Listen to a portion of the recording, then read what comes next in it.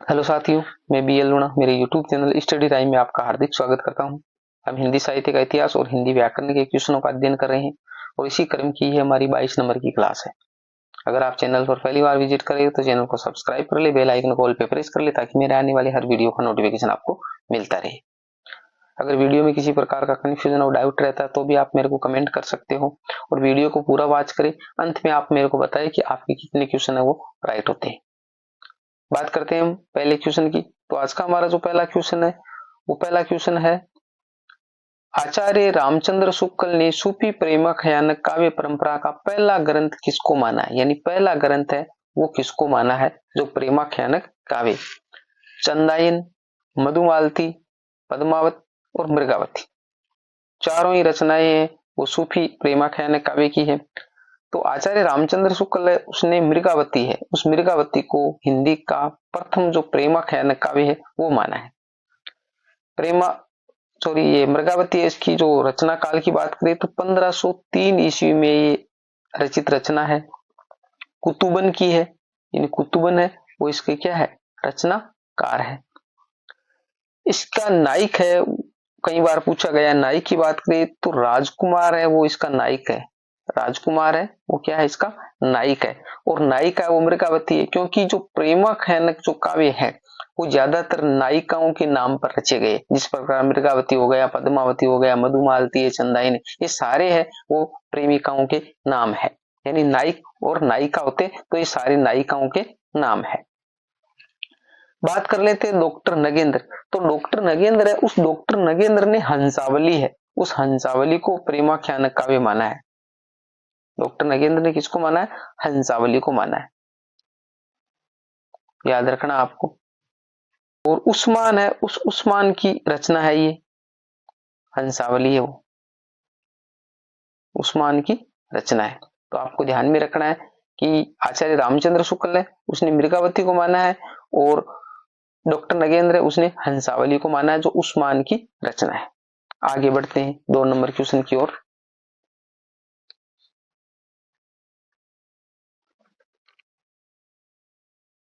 दो number question है, मधुमालती की रचना के रचयिता है मंजन, कुतुबन, आलम, कासिम शाह। तो मधुमालती है वो मंजन की रचना है वाला ऑप्शन इसका राइट आंसर है।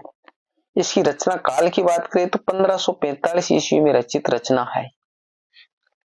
इसके नायिका की बात करें तो नायिका मधुमालती है और नायक की बात करें तो मनोहर है। नायक कौन है इसका, मनोहर है। ये नायक और नायिका से संबंधित क्वेश्चन भी कई बार एग्जाम में पूछे गए तो आपको अच्छे से ध्यान में रखना है।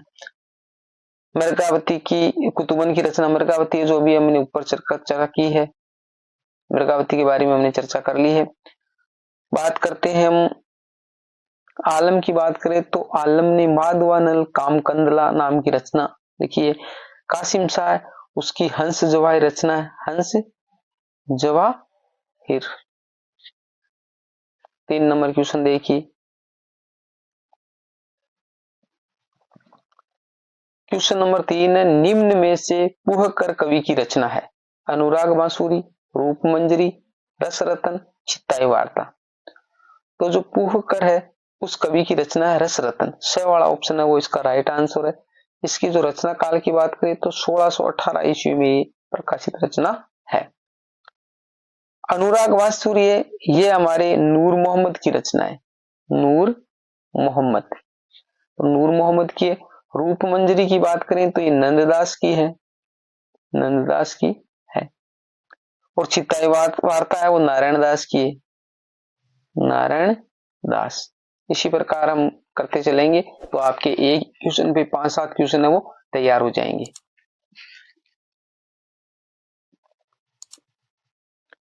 4 नंबर देखिए, पद्मावत रचना के बारे में गलत कथन है, यानी जो बात सही नहीं है पद्मावत के बारे में वो हमारे को बतानी है।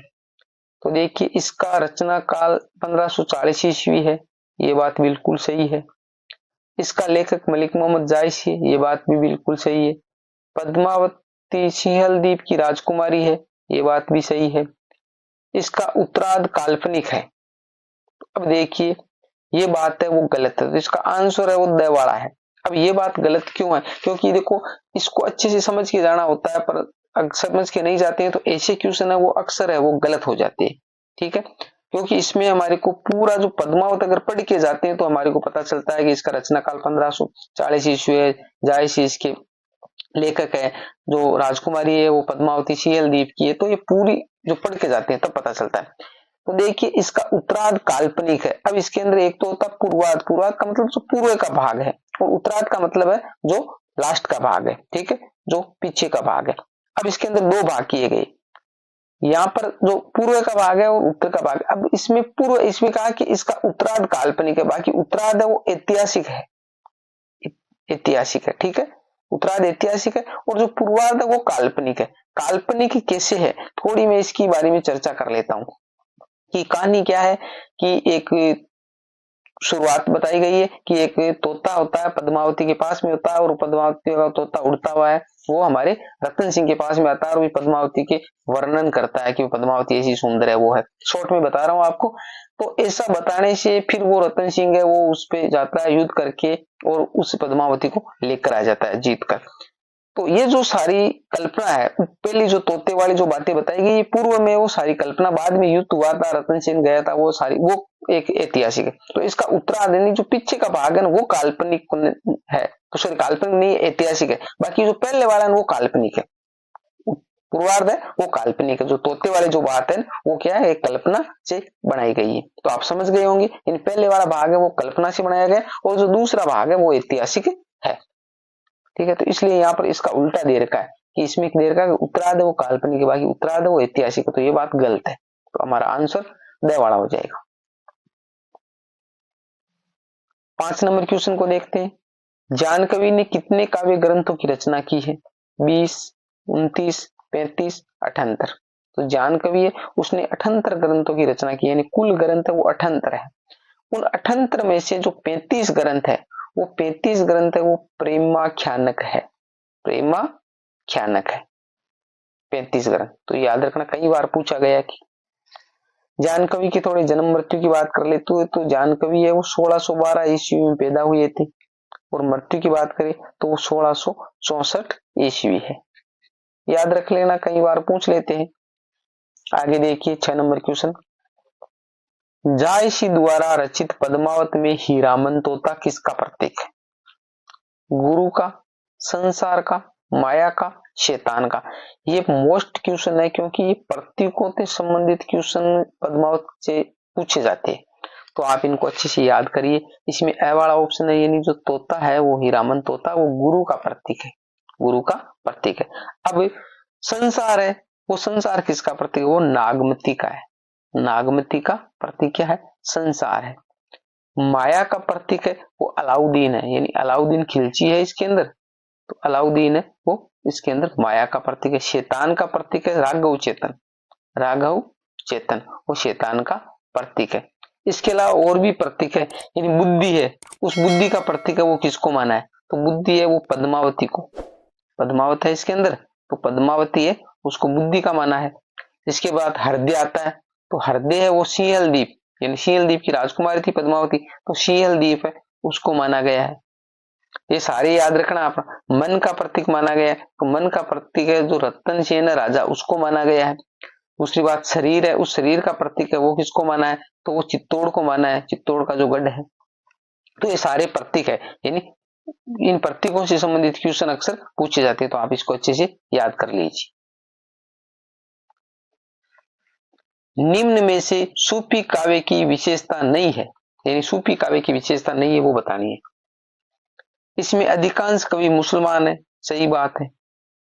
इसमें मसनवी शैली का प्रयोग हुआ है, सही बात है। रचनाओं का नाम प्राय नायिका पर रखा गया, सही बात है। अभी हमने मधुमालती, मृगावती देखी है, सारी पद्मावती, तो ये सभी, यानी कहने का मतलब इसका आंसर ड वाला है। 8 नंबर क्वेश्चन देखिए। कबीर के गुरु का नाम क्या था? यानी कबीर के गुरु का नाम बताना हमें। कई बार मैंने क्वेश्चन बता दिया है, आपको आता भी होगा। राघवानंद, रामानंद, रविदास, बल्लभाचारी। तो कवि है, कबीर है, उसके गुरु का नाम रामानंद है। क्या है? रामानंद। और रामानंद है, उस रामानंद है उसके 12 शिष्य थे। रामानंद के कितने शिष्य थे? 12 शिष्य थे। भाई जैसे कबीर है तो कबीर क्या एक शिष्य ही तो है, तो इनके 12 शिष्य थे। और ये जो रामानंद है इसके गुरु है वो राघवानंद है, राघवानंद। कई बार क्वेश्चन आ चुका है, मोस्ट है। और ये 12 है, वो 12 शिष्य कौन कौन से, तो इसके लिए मैंने एक छोटा सा सूत्र बनाया है। पीपनभा, पीपनभा से सुधरे अंक, इस प्रकार का एक मैंने सूत्र बनाया। अब देखिए इससे कौन कौन से नाम आते। पी से हो गया पीपा, पै से हो गया पद्मा, न से हो गया नरहरियानंद, भय से हो गया भावानंद, से हो गया सेना, और सु है, उस सु से एक तो सुरसुरी है, एक सुरसुरानंद है, और एक सुरसुरा, इस प्रकार का, यानी से 3 नाम होते हैं। विपिन वासु, धै से धन्ना, रे से रेदास, ऐसे अनंतानंद, कैसे कबीर, तो ये देखो एक कबीर नाम आ। तो ये 12 शिष्य वो हमारे रामानंद के हैं। आलवार भक्तों की संख्या कितनी मानी गई है? 10, 12, 14, 20। तो आलवार भक्तों की संख्या है वो 12 मानी गई है। कितने होते? आलवार 12 है। और आलवारों को क्या कहा जाता है? जो वैष्णव है वही क्या है? आलवार है। और जो शैव है वो क्या है? वो नैनमार है। ठीक है, दोनों याद रखें। 10 नंबर क्वेश्चन देखिए, श्रृंगारस के घोर विरोधी संत कवि कौन थे? विठलनाथ, सुंदरदास, मलुकदास, दादू दयाल। तो श्रृंगारस के जो घोर विरोधी संत है वो सुंदरदास है। ब वाला ऑप्शन है वो इसका राइट आंसर है। और ये सबसे शिक्षित भी थे, सबसे शिक्षित संत भी माने जाते हैं, ये भी आपको याद रखना है। जो सुंदरदास है ना वो सबसे शिक्षित संत थे। 11 नंबर क्वेश्चन देखिए, राम नाच रहा है किस प्रकार का वाक्य है? ऑप्शन अगले पैराग्राफ में है। अ में अकर्मक, ब में सकर्मक, स में प्रेरणार्थक, द में द्विक्रमक। तो ये अकर्मक है, क्योंकि वाक्य 2 प्रकार के अकर्मक और सकर्मक होते हैं क्रम के आधार पर। तो ये अकर्मक है। क्यों? देखो, राम नाच रहा है, ये वाक्य। तो राम है वो क्या नाचने का काम कर रहा है, इसलिए ये करता हुआ, ये करता हुआ। दूसरी बात, नाचना ये पूरी यहाँ तक की वो क्रिया है, ये क्या है? क्रिया है। तो अब कर्ता और क्रिया, ये कर्म इसके अंदर है ही नहीं, तो कर्म नहीं है, इसलिए ये अकर्मक हो जाएगा। 12 नंबर क्वेश्चन देखिए, सर्वनाम से निर्मित भाववाचक संज्ञा कौन सी है? कायरता, ईर्ष्या, अहंकार, औचित्य। तो इसके अंदर हमारा स वाला ऑप्शन है अहंकार, यानी सर्वनाम से निर्मित भाववाचक संज्ञा वो अहंकार है, क्योंकि ये अहम शब्द है, अहम जो खुद के लिए आता है उससे बनी है। और ये अहम क्या है? एक सर्वनाम है। अहम क्या है? सर्वनाम है।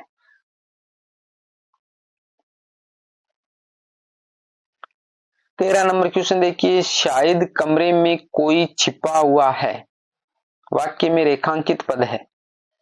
निजवाचक सर्वनाम, अनिश्चयवाचक सर्वनाम, संबंधवाचक सर्वनाम और प्रश्नवाचक सर्वनाम। तो देखो, कोई और कुछ सर्वनाम हमने पढ़े हैं। अगर आपने वो क्लास नहीं देखी है तो मेरे चैनल पर अपलोड आप जाकर देख सकते हो। तो कोई और कुछ है वो अनिश्चयवाचक सर्वनाम है। तो देखो, शायद कमरे में कोई छिपा है। अब अनिश्चयवाचक सर्वनाम में कोई छिपे का मतलब है, यानी वहां पर भाई कोई जानवर हो सकता है, कोई आदमी हो सकता है, बच्चा और कोई भी हो सकता है। तो कोई छिपा निश्चित नहीं हो रहा, तो अनिश्चयवाचक सर्वनाम है। निजवाचक सर्वनाम, तो निजवाचक सर्वनाम आप होता है, हमने पढ़ा है। संबंधवाचक सर्वनाम की बात करें तो जो और सो होता है, जो और सो होता है। और प्रश्नवाचक की बात करें तो कौन और क्या होता है, कौन और क्या।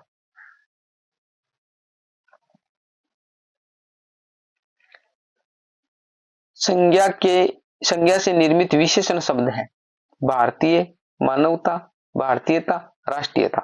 तो देखिए, संज्ञा से निर्मित विशेषण है वो है भारतीय, अ वाला ऑप्शन है वो इसका राइट आंसर है। अब इसकी पहचान कैसे करेंगे? ये विशेषण है, तो देखिए हम यहाँ पर लगाते हैं जैसे भारतीय, ये विशेषण है, तो इसके आगे क्या है? विशेषण का काम क्या है? संज्ञा और सर्वनाम की विशेषता बताना। तो यहाँ पर हम संज्ञा लगा के देखते हैं, जैसे भारतीय लोग, लोग क्या है? एक संज्ञा है, तो इस लोगों की ये विशेषता बता रहा है भारतीय, तो भारतीय लोग इसलिए ये विशेषण। और देख लो मानवता है, उसके लगाओ राष्ट्र, भारतीयता के लगाओ, राष्ट्रीयता के लगाओ, तो इसके संज्ञा शब्द नहीं लगते। तो कहने का मतलब ये संज्ञा से निर्मित विशेषण शब्द है भारतीय। ठीक है। 15 नंबर क्वेश्चन जो इस क्लास का लास्ट क्वेश्चन है, मैंने लड़के को पुस्तक पढ़ाई, इसमें क्रिया का भेद है, अकर्मक, संयुक्त, द्विकर्मक और पूर्वकालिक। तो देखिए इसके अंदर द्विकर्मक है, द्विकर्मक का मतलब दो कर्म। कर्म की पहचान हम क्या और किसको से करते हैं, क्या और किसको से करते हैं। तो यहां पर क्या और किसको दोनों से आंसर मिल रहा है। मैंने, देखिए मैंने किसको पुस्तक पढ़ाई, मैंने किसको पुस्तक पढ़ाई, तो यहां पर आंसर है ना, वो किसको की जगह क्या आएगा, लड़के को, लड़के को मिलता है। मैंने लड़के को क्या पढ़ाई, तो यहां पर क्या की जगह आएगा, पुस्तक।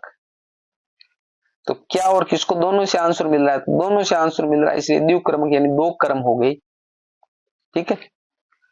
तो ये 15 क्वेश्चन थे जो हमने अच्छे से व्याख्या करते हुए देखे। उम्मीद करता हूँ ये क्लास आपको अच्छी लगी होगी। अच्छी लगी है तो इसको लाइक करें, अपने दोस्तों के साथ में शेयर करें, और अभी तक आपने इसको सब्सक्राइब नहीं किया तो चैनल को सब्सक्राइब जरूर कर ले। और आप बताएं कि यहां तक आपने देखा तो आपके कितने क्वेश्चन है वो राइट हुए। मिलते हैं अगली वीडियो में, तब तक के लिए जय भीम, जय भारत।